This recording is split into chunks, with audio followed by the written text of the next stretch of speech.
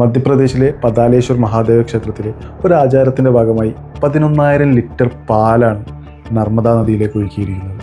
മധ്യപ്രദേശിൽ ക്ഷേത്ര ആചാരങ്ങളുടെ ഭാഗമായി 11,000 ലിറ്റർ പാൽ നർമ്മദാ നദിയിലേക്ക് ഒഴുക്കുന്ന ദൃശ്യങ്ങൾ വൈറലാകുന്നു. ഇതിൻ്റെ പ്രശ്നം എന്താണെന്ന് വെച്ചാൽ പാല് വെള്ളത്തിലേക്ക് ഒഴുക്കുമ്പോൾ നല്ല വെളുത്ത നിറത്തിൽ നല്ല ഭംഗിയുള്ളതൊക്കെ ആയിട്ട് തോന്നും.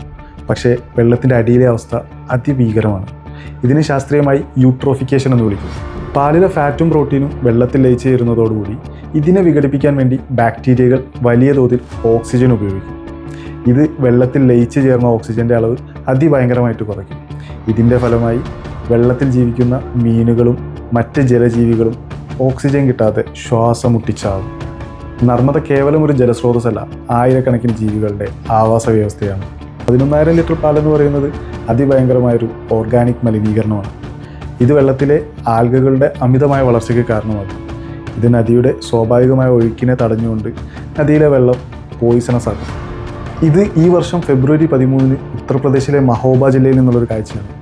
1 ലിറ്റർ പാല് ബക്കറ്റിലെ വെള്ളത്തിൽ മിക്സ് ചെയ്തിട്ട് അവിടുത്തെ ഒരു സ്കൂളിലെ കുട്ടികൾക്ക് ഉച്ചഭക്ഷണത്തിന് കൊടുക്കുകയാണ്. പോഷകാഹാരക്കുറവ് മൂലം ആയിരക്കണക്കിന് കുഞ്ഞുങ്ങൾ ബുദ്ധിമുട്ടുന്ന നമ്മുടെ നാട്ടിലാണ് ടാങ്കർ കണക്കിന് പാല് വെള്ളത്തിലേക്ക് ഒഴുക്കി കളയുന്നത്. ആ പാല് അർഹതപ്പെട്ടവർക്ക് കൊടുത്തിരുന്നെങ്കിൽ എത്രയോ പേരുടെ വിശപ്പടക്കമായിരുന്നു. യഥാർത്ഥ പുണ്യം വിശക്കുന്നവനെ സഹായിക്കുന്നതല്ലേ.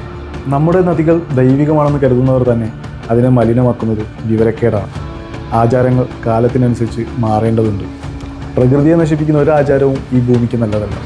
നമുക്ക് വേണ്ടത് നദിയെ സംരക്ഷിക്കുന്ന വിശ്വാസമാണ്, അല്ലാതെ അതിനെ നശിപ്പിക്കുന്ന ആചാരമല്ല. ഈ വിഷയത്തിൽ നിങ്ങളുടെ അഭിപ്രായം എന്താണ്? ഇത്തരം ആചാരങ്ങൾ തുടരേണ്ടതുണ്ടോ? നിങ്ങളുടെ അഭിപ്രായം കമൻറ്റ് ചെയ്യുക.